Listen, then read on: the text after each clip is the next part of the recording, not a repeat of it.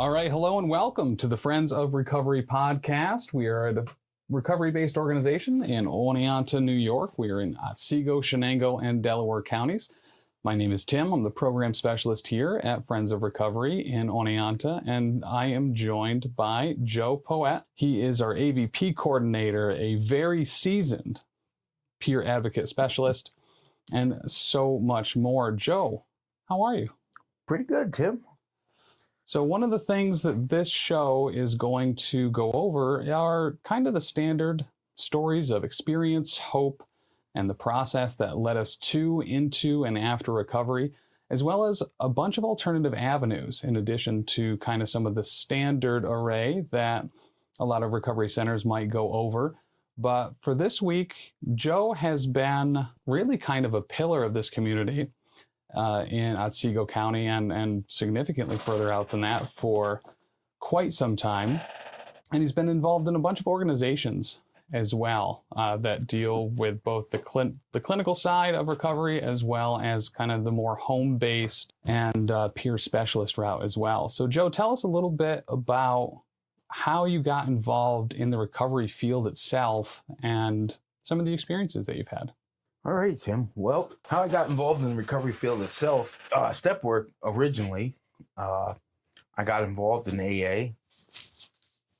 That was a big part of my recovery in the beginning.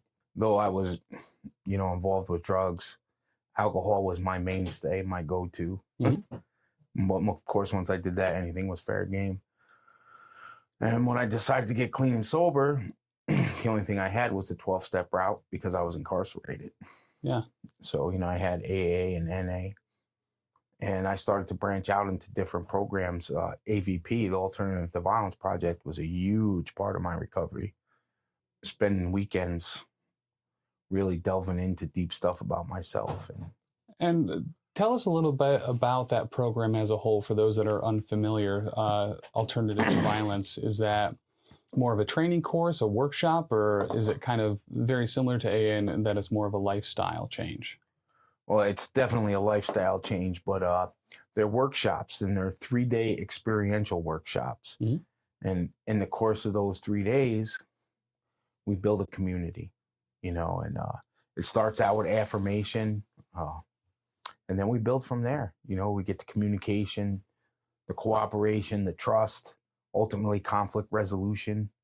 Mm-hmm. And every workshop is different because people are different, and been a huge part of my recovery, and I've been involved in that for as long as I've been involved in recovery, for over 30 years. So it's really good because I'm able to use those workshops and tweak them for recovery. Mm-hmm. So it's very big for the recovery community here because it helps them heal and grow, as it did for me. Now, do you find that with the AVP workshops specifically, are a lot of the people that sign up for them and engage, is it more of a requirement of parole? Do you find that people seek that out as an alternative for themselves as individuals, or is it kind of a little bit of a mix? It's a mixed bag. In Chenango County, it's a requirement. Gotcha. In Delaware County and Otsego County, it's not. So we get a mixed bag. We get some people that they're required to take a program. And this is a very good program, and obviously a high success rate. People come back and they don't have to. Yeah. So they want to do it again. And from my own experience, it sounds like, well, alternative to violence. What could you learn in there? I'm not violent, but you learn so much about communication, cooperation. There's so much. You take a real deep look at yourself and your relationships, why you're angry. And then that leads to things all the way from childhood injunction to your marriages, your relationships with your kids, your recovery. Yeah. It's all that comes out, when you spend 3 days together as a group, all kind of stuff comes out, and the groups are all different. So it's whatever's alive in the group. I might get a group and, recovery is a big thing. That's what's alive in them. And we'll gear the exercises in the workshop for the 3 days towards that. And then sometimes I get a group that's all about, marriage, and we'll gear it towards those relationships. It very experiential. And it's such a vast variety of exercises that can work for anything. It's just great to see everyone coming up with solutions and tools and working together, you know. Yeah. Well, and so I guess my follow-up question there then would be, so if that program can be geared towards recovery or for whatever kind of engagement or I guess audience that's there attending the training, is the base form of AVP recovery focused, or is that more of something that you've been able to implement by running that? Yeah, I've been able to implement it by running it. AVP started, oh my gosh, after the Attica riots. Really? Yes. So in 1975.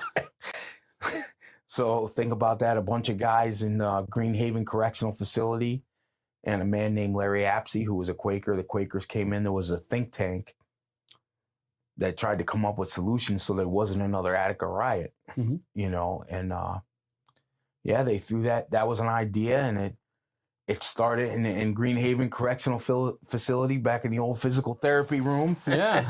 And a room I actually sat in. And as a participant and a facilitator in AVP. Yeah. And it's just amazing how it went, and it spread to other jails and then to the outside. Now it's all over the world, so it's international. That's all. And one thing that I'll say, because I've made a few posts, you know, advertising that we're running that course, and very realistically, one of the most common comments on those posts that we get is really high quality reviews of like, I did this, would highly recommend. If I could make it, I would do it again.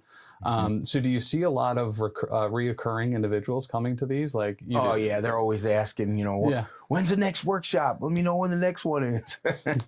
Well, and I think that's really cool too, that if it can be kind of geared and changed up to fit the audience that's attending it, I mean, it seems like you could do that multiple times and either learn a little bit more about yourself or kind of how some of those practices apply to other situations. Well, and I will say this, there's a basic level, which is when people do their first workshop. There's an advanced level that gets a little deeper after they've already done a workshop. So that gets a little more, I want to say a little more intense. I can see that. And, you know, just come together and learning different things. There's a lot more, they have to come up with their own, there's a lot of consensus in the advanced level. That's the big difference. Okay. So consensus is really key to large problems, you know, that involve a lot of people. How do we work together and come up with a solution? Sometimes there's give and take. So during a consensus process, you really learn that. You learn what's really important, you know. And you, by listening to other people say, no, but I want this because of that, you start to see things in a different light, and you learn more. You're like, wow, geez, I never looked at it that way, you know. Yeah. So tell me a little bit about your experience. How long have you been doing recovery coaching and peer advocacy? I started recovery coaching and peer advocacy actually right here at Friends of Recovery in 22 Elm Street. You know, I came home from prison and I was looking for a meeting, and I happened to live a couple blocks away, and someone said, hey, they got meetings every day down there. I said, oh, I could just walk over there. And so I wrote, and they actually set me up with a recovery coach, which I had no idea what that was at the time. But I said, hey, I'll take all the help I can get. And I came here, I showed up, and I seen John. And, you know, we started working together, and took me to my first meeting here. And before you know it, I was volunteering here, and they offered me a job. So I took the C-car class, and it's been quite a journey. And so for those of you that might not be super aware, so a recovery coach, we have them at all of our centers, and they help facilitate really kind of working on reassimilation, I guess, into the world, whether you're coming out of treatment or you're coming out of a correctional facility.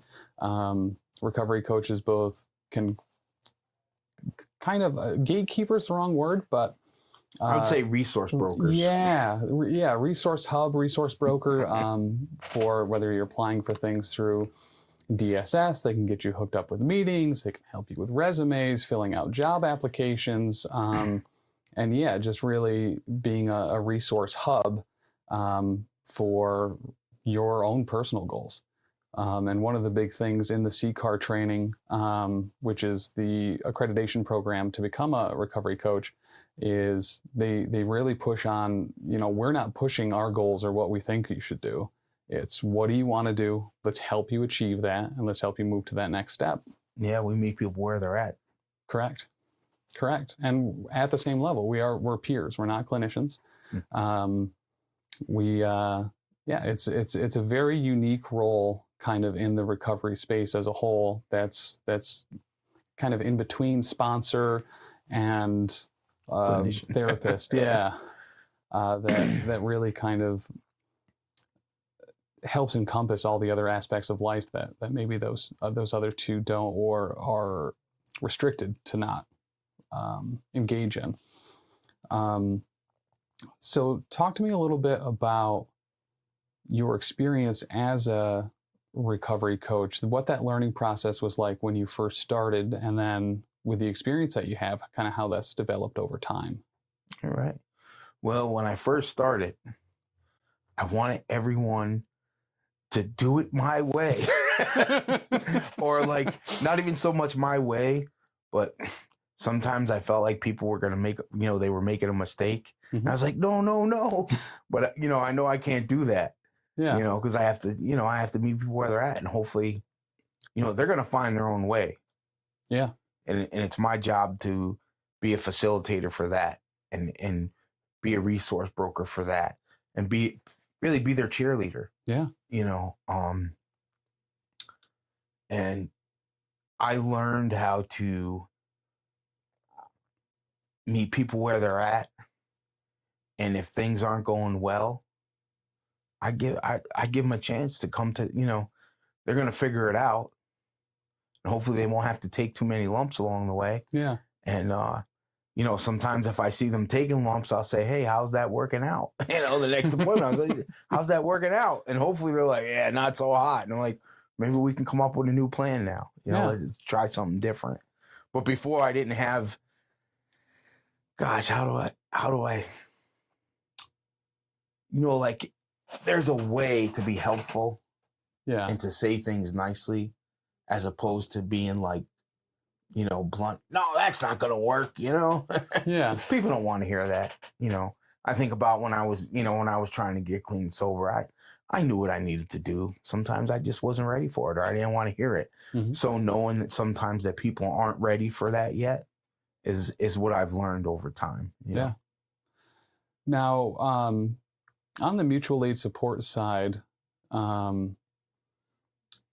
what programs have you engaged in overall, if you're comfortable sharing that? And like, there's a huge variety of programs, meetings, and solution paths that are out there. What are the ones that you feel have really worked for you? And what are some of the ones that maybe you didn't vibe with, but you have checked out? Yeah. Oh gosh, I've checked just about all of them out, because we here try to provide as many services as possible, mm-hmm. because we want people to find recovery, whatever is best for them, whatever makes people comfortable, and people got to find their own way. I've pretty much checked them all out, and there wasn't any that I didn't particularly not like. Yeah. I have my favorites, my standbys, and my go-tos, but I really, I'm an AA person. I've been in AA for over 30 years now, 32 years in May. Congratulations. Oh, thank you. And that's a big part of my life. NA, hit or miss. All recovery like that. In fact, I actually started the first all recovery meeting here. And it's still going to this day. So that's pretty neat. I gotta say, it's one of the meetings that, for me personally, I identified with pretty pretty greatly, and it was very welcoming to be able to have a meeting that really encompassed all things. In addition to being able to bring my supports to be able to share and engage as well. I thought that was, not that AA or any of the other groups are necessarily against that, but it was very refreshing to have that kind of in the pitch. It's like, listen, if you're supporting someone in recovery, if you're dealing with any of these substances or process addictions, like, all recovery really is in fact all recovery. Yeah. I did like I like the one that Ryan does, a Bible based one here. Yeah. With a recovery book that's fabulous with the scriptures in it. I love that. And we actually had a recovery meeting here for a while where the ministers would come in and do an actual recovery meeting. The Dharma. I mean, there's so many different recovery meetings.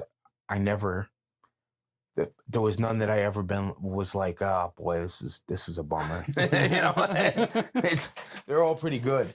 Well, and I'll say too, we have a very good variety here, not just at the center, but like overall in this area, general, for being in not necessarily rural upstate New York, but I mean, it's a decent distance from us to the next larger city. And there is quite a variety here. We're a little spoiled with, yeah. I'll be honest with you.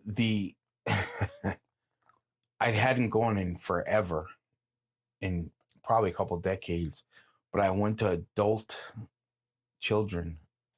What is that? Adult children of alcoholics. Okay. I went to one of those meetings in Delhi a couple weeks ago because a friend from Jersey was up and his wife was speaking there. So me and Bonita went, and that was really good. So there's a little something for everybody. If you're an adult child of an alcoholic, that has its own drama with it. Oh, yeah. Its own scars. And so they're a really unique meeting. And so I was very happy about that. And there's just so many Al-Anon. I mean, there's a gazillion meetings, and again, that try them out, find what your cup of tea is. And I think that's really important too, because if one isn't necessarily your vibe, listen, there are a lot more out there. You will eventually find something that fits your particular style of recovery. Just keep your mind open. And something, I've never went to any kind of meeting and been like, oh man, I went to a meeting and it was not AA.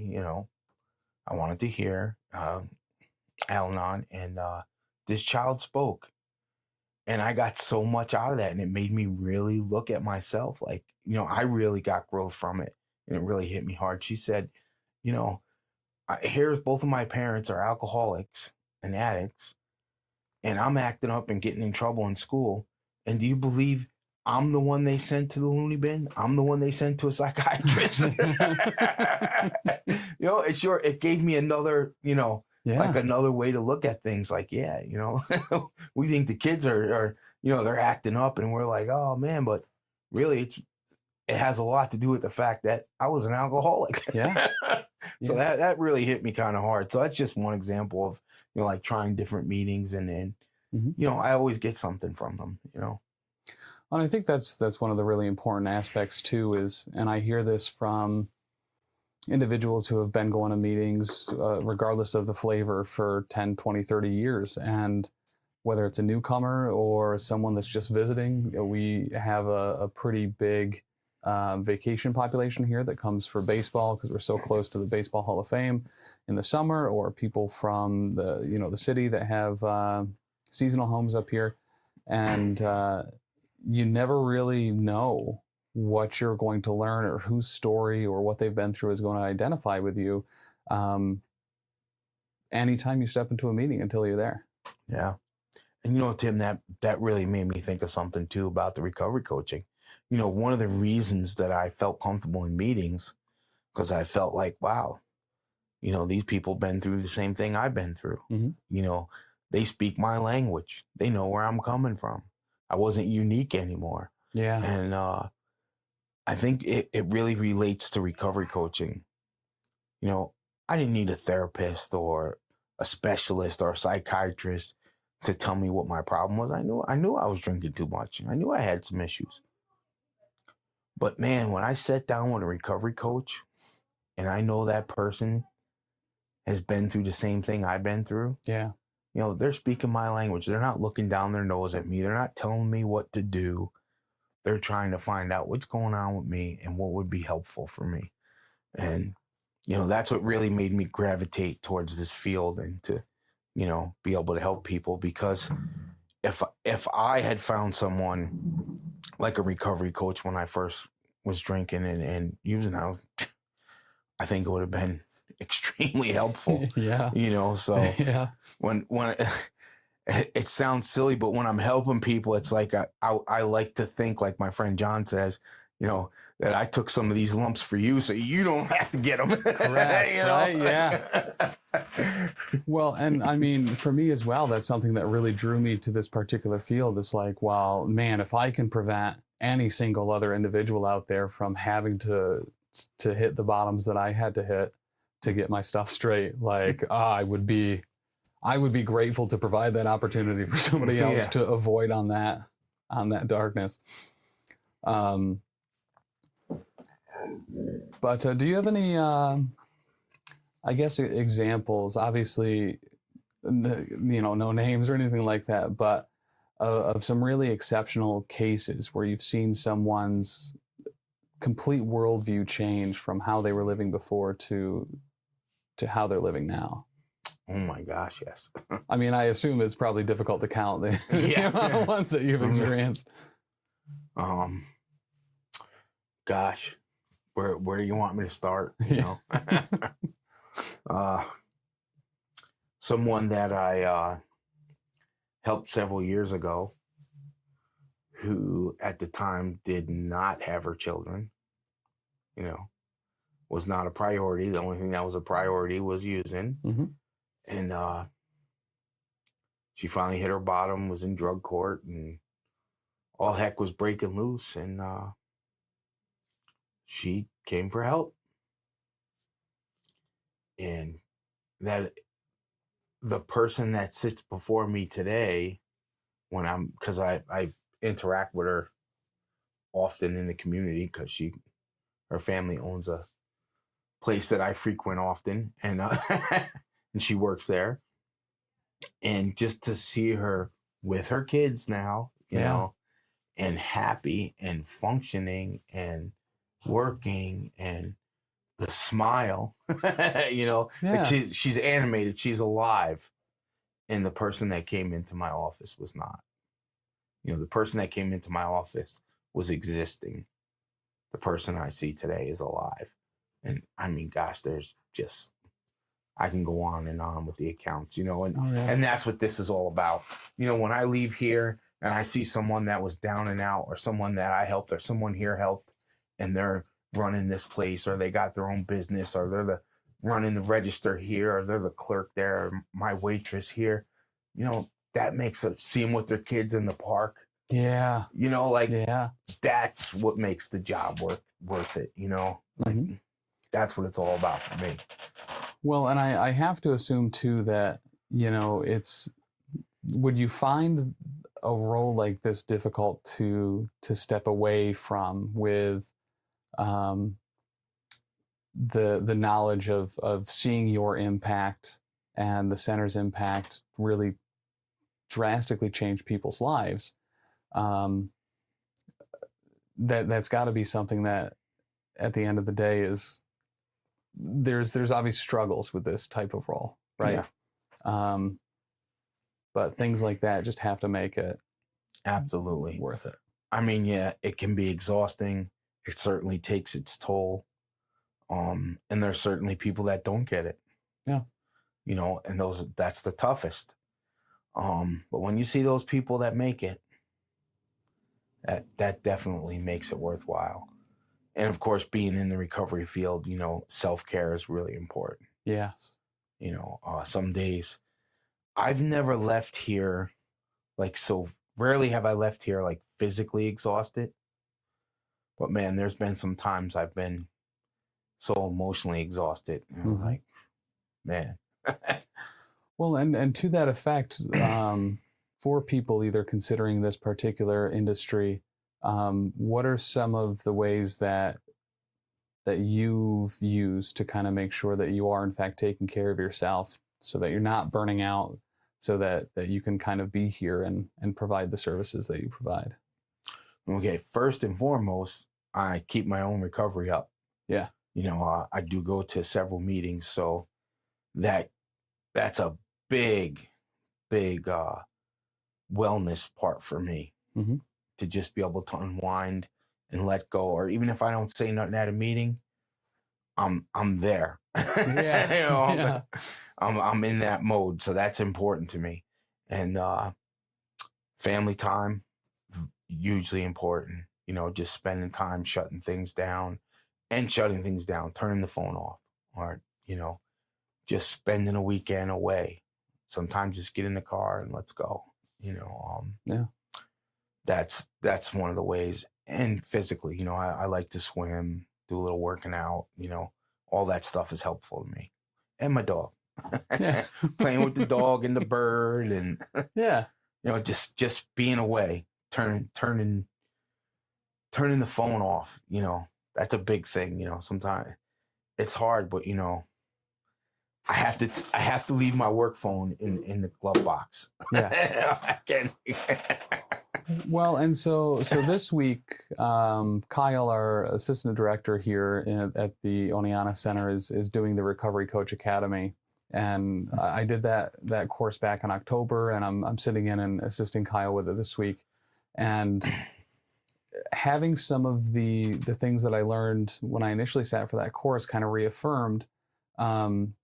Recovery coaching is to supplement all of the other forms of recovery out there, right? Like, we both, for our own personal well-being and health, we have to shut off those phones at 5, because there are other resources that we are building up individuals to have. Maybe it is a sponsor if they go that path, or they're seeing a counselor or a therapist or attending some other groups, and building that. The term in that course is recovery capital, so that we exist from 9 to 5 or 11 to 7 based on the center's hours of operation, but we're really building those resources for these individuals, so that when 5 o'clock comes, they know, well, I have these meetings I can go to, I have this sponsor that I can talk to, I have these other members of the recovery community that I can implement and utilize to keep that 24/7 access going. But now, this is something I know I've struggled with, is actually shutting that phone off and wanting to be there for everybody. But it's really important that we actually have to do that, because we have to, instill those tools in other people to be able to access those things when they need it. Have you found that to be a struggle through your years here? Or? Oh gosh, yeah. You're working with people, and you have to. If you're a human, you're going to have some form of relationship. Yeah. And you want to see somebody make it, and you want to see someone get well. But there's a point where A, you're not helping them, and B, I'm not helping me either. Yeah. So it is hard. I won't say that it's always easy. It's not always hard, but it can be. But I've learned over time, like, this is what it is. And you brought up a good point with the recovery capital. One of the first things I do with my recovery is find out what their network is. And if they don't have one, then let's build one. Yeah. Let's make that our first goal. Whether it's taking them to some form of meeting, a recovery meeting, a step meeting, whatever it might be, meditation, church, get those people. If it's your minister, if it's your buddy, if it's your sponsor, whatever that might look like, let's get that network down, because that's important. Teaching them recovery to stand on their own. Yes. And build up their own recovery capital to get a good network. It's very important. That helped me so much in my recovery. Well, and I'll say, yeah, in my own recovery as well, when you get right out of treatment, the resources are vast right away, and they start to taper off as time goes on. So having that framework to be building your own resources is insanely important, because when some of those services, treatments, groups, whatever they are, they start to fall off, you need to be able to readjust and move forward with other stuff. Yeah, and Tim, for me, I stay busy. Yeah. I have meetings. I know what meeting I'm going to when I wake up in the morning. I know where I'm going. I know when I'm going to church, and I'm involved in recovery things, recovery camping, recovery bowling, recovery dances, like all that stuff. Yeah. Is fun for me, and I'm in the right place with the right people. So I try and encourage all my recoveries to get involved in stuff like that. This might be a little bit of a niche question, but during COVID, the face of recovery kind of changed pretty drastically, with a lot of meetings going to virtual, the huge uptick of things like Zoom or Skype for meetings. Would you be willing to tell me a little bit about your experience during that time, and kind of how the face of recovery changed for you, if it changed, and what some of those, if some of those changes are kind of still present for you today? Sure, absolutely. For myself, I tried the Zoom meetings. They're not really for me. I still go to a couple here and there because I've been asked to speak at Zoom meetings and stuff like that. For me, they're not my cup of tea. I'm an in-person kind of guy. Very fortunate that during COVID, a few of the places that we have meetings at allowed us to stay open for meetings. Yeah. So that was very important. We had people coming from downstate, Downsville, Fishkill. I mean, just hours, godly miles away. Albany, Binghamton, because we had in-person meetings. So that was very helpful. I do actually have on my phones there's a couple of sites for Zoom meetings. So this one is all the AA and NA live meetings 24/7. So one of the things I'll do is show my recoveries and help them to download it onto their phone. So at any given time, no matter if it's the middle of the night, they can find a meeting if they need one. And so things like that are helpful. Yeah. Get them involved in the recovery community, whatever their cup of tea might be, all recovery, Dharma, whatever it is, get them in there, break the ice for them. Yeah. Sometimes I'll go to a meeting. Today, I took one of my recoveries to a meeting because it was his first time ever going to a meeting. He wanted to see what it was like. And he said, "Would you go with me?" I said, "Absolutely." So I took him to a meeting, and he got a lot of phone numbers. He did pretty good. Nice. And just stuff like that, breaking the ice. Yeah. Whatever I could do to help facilitate someone getting well. I'll say, when I was in treatment, one of the big things that they pushed was effectively running mock meetings. They would have alumni come in to speak and do really a traditional meeting. And before I went to treatment, I had never been in any form of meeting ever, and was insanely anxious about it. I was like, so what if I see someone I know? Am I supposed to acknowledge them? Should I not say anything? Like, I was terrified and just overthinking it. So the fact that they kind of went through and just did your first few meetings, so when you got out into the real world, you knew what you were supposed to do, was insanely helpful for me. But that anxiety of going to your first meeting, I think, is very much a barrier that could keep some people away. Sure. And I think it's so helpful that, they feel like you're going with them, so they feel safe. Like, okay, this person is there. That's a little bit of a buffer. Well, and I have to assume it builds trust too. Yeah. Which is huge in this field. Like, if there's not trust and there's not that connection, and on even a base level, I mean, recovery is really about finally getting honest with yourself and others. Yeah. So it's integral to that process. But yeah, I think for the most part, that's kind of what I have for you right now.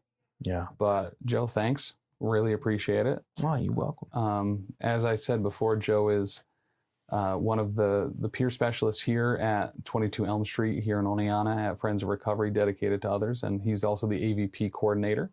I'll put all of the contact information and everything in the show notes, as well as the links to the 24/7 online meeting apps that Joe mentioned. But in the meantime, recovery works if you work it. Amen.